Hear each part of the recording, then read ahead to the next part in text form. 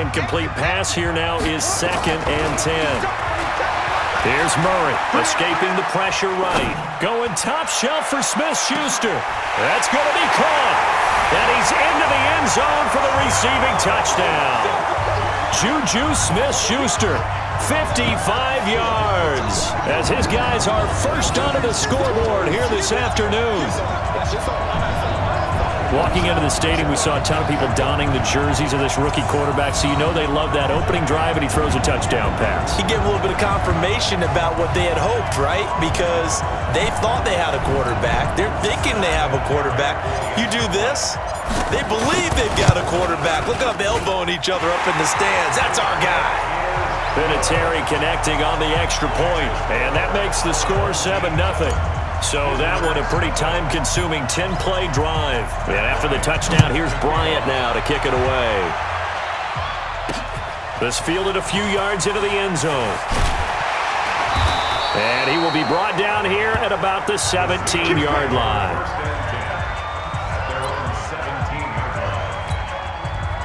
Big Ben and the Steelers with a 1st and 10 at their own 17-yard line. Out of the gun, it's Roethlisberger. And it's incomplete. Well, partner, let's put a bow on the Super Bowl for Kansas City. What a comeback win. Yet another come-from-behind victory for Patrick Mahomes and company. An absolute heartbreak for San Francisco. Didn't Madden predict Kansas City would win the game? Yes, 35-31, I believe they predicted. I felt like most of the predictions I saw had the game in the 30s, so a little bit lower scoring than we expected. But a lot of fireworks down the stretch, all by Kansas City. But how about San Francisco? Had the lead in the ball, under 12 minutes to go, and held Kansas City to 10 points through 3 quarters. And somehow they're winging their way back to San Francisco, trying to understand how they lost that game. Yeah, not only did Kansas City win it, but they end up winning it by 11 points. Now Ben hit, and he lost the football. It's loose, and the defense will get their hands on it, going the other way. 20, and he is into the end zone for a touchdown. And Charles, look at the big fella. What a rumble that was. Not only to scoop it, but then take it the rest of the way for the touchdown. And now you know they're going to have to hear about it from now on. The defensive backs, he's going to want to run with them, do their drills, the whole deal. He thinks he's the pace setter now. It doesn't matter what happens in practice this week, he's smiling. Fielded about a yard deep. They'll bring it back to just about the 25, call it the 24-yard line. The Steeler offense here about ready for their next drive. Already down 2 touchdowns here in the first half. This becomes a pretty important drive, doesn't it? It certainly does, and a lot of the teams... And he lost the football. It's going the other way. And they'll start with great field position at the 41-yard line. The psychology of the game never ceases to amaze me because you would think there would never be a fumble from what we hear from coaches all the time, right? And how much they practice not fumbling. Practice it, preach it. And it's caught. Touchdown. Juju Smith-Schuster. 2 catches, 2 touchdowns here so far. And his guys find a way to stretch that lead. Showed some of his improv skills there, getting flushed out of the pocket but still able to make the throw for the score. So that means he's not a method actor? No.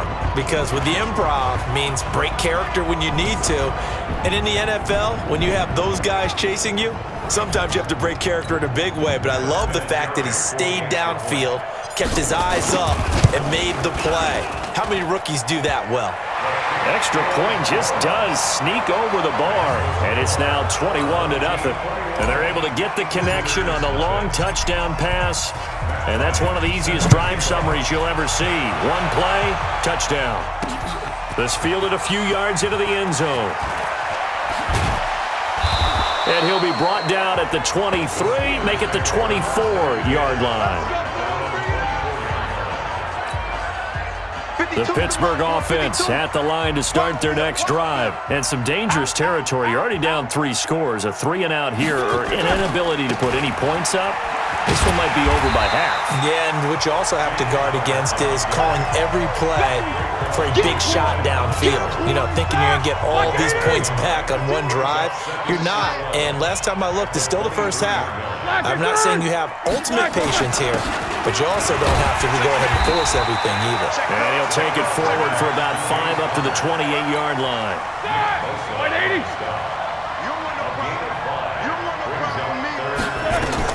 On third down, Roethlisberger. And this is going to be incomplete. Well, it's looking like another 3 and out here, and at some point, got to be able to put together a drive to keep your defense from having to go right back out on the field. I feel like things are starting to unravel a little bit, and we're not even at halftime. Yeah, Sanders now to return. It'll be a 10-yard return following a punt of 45. And out will come the offense as they take over. From the 34 now, here's 1st and 10. First down, Murray. Flushed out right. He's going to let this go deep, back over the middle. And that is incomplete. Took a shot there on first down, but he couldn't reel it in.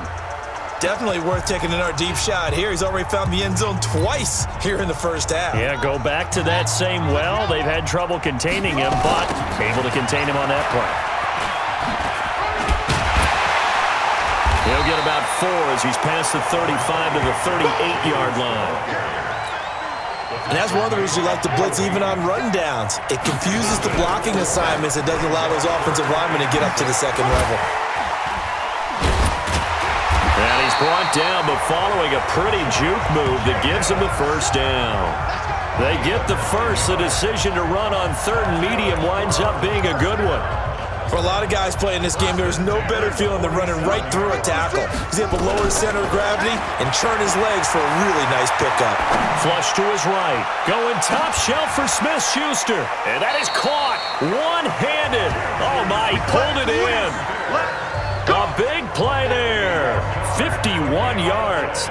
I don't think we'll ever get enough of watching one-handed catches, and when they pay off, they are spectacular.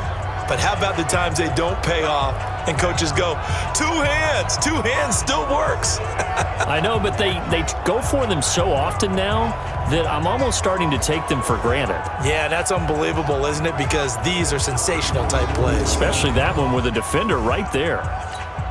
After the big play, a chance to finish now on 1st and goal. They'll run it with Jacobs. And he is into the end zone for a touchdown. Taking it in from 2 yards out. And his guys are going to add on to their lead. Nice job of polishing off that drive, and all the credit there goes to that play prior. Yeah, it certainly does, because after that big play, I think resistance almost felt futile at that point, didn't it? And the very next play, they come right back, quick, fast, and in a hurry, and put it in the end zone. And after the touchdown, here's Bryant now to kick it away. This will be taken about the 12. And they're going to start this drive in pretty good shape as they get it up past the 30. The Steeler offense here about ready for their next drive. Typically down to the first half, I might say, oh, you at least need a field goal out of this drive, but they're down to the point where they need a touchdown, don't they? Yeah, normally, you know me. You've been around me for a while now, right? Unfortunately. I'm sorry about that. But normally, I'm the one preaching patience. Yeah. You know, take your time. First half, you still got a chance. I think they're out of patience here. This has to be a drive that gets a touchdown. So if you're the play caller, you're going to that portion of the sheet that says big-time play. Into double coverage, and it's intercepted. Picked off by Bobby Bell. With that incompletion, a chance to mention the awards. Now with the season over, Lamar Jackson, as we speculated, he's the MVP, Coach of the Year. John Harbaugh, Lamar's coach. Michael Thomas, Stephon Gilmore, Offensive and Defensive Players of the Year, Offensive and Defensive Rookies of the Year. That went to Kyler Murray and Nick Bosa. And the Comeback Player of the Year, Charles, Ryan Tannehill. No surprise there. Not to mention the #1 award that the NFL gives out, the one that they give the most, that credence isn't the right word, the most attention to, and the one that they want trumpeted the most. That's the Walter Payton Man of the Year, because that represents the totality of a player in the NFL, not just what they do on the field, but off the field as well. And that goes to Calais Campbell, the defensive tackle for the Jacksonville Jaguars. What a great award. Congratulations, Calais. Now they face a 3rd and 10 after back-to-back incompletions. And the reinforcements come in as they're going to stop him behind the line. Losing 2 yards that time, and now it's 4th down. Now look at this, 4th and 12, and they're going to line up to go for it.